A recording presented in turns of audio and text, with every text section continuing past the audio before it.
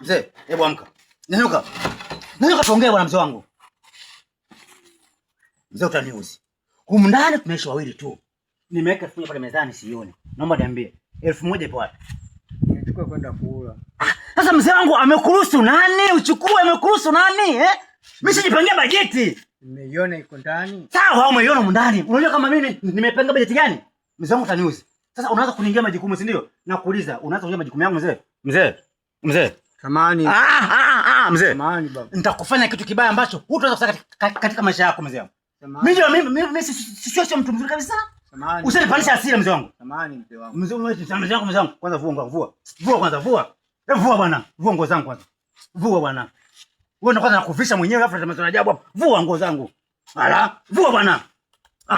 Unasema maswali ajabu. Afu angalia. Hii swali kwako hiyo. Hebu vua na swali yangu, vua. Hebu vua. Vua mzee swali hiyo.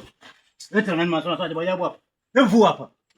Mambo ajabu hapa. Yaani mzee mimi nakufadhilia kile ufadhiliki. Eti nguo zangu bwana. Vua bwana. Wewe unakufadhili mzee ufadhiliki. Unanibia. Unakusanya kimaendeleo. Hebu fuata bwana. Yaani unanikwamisha kimaendeleo.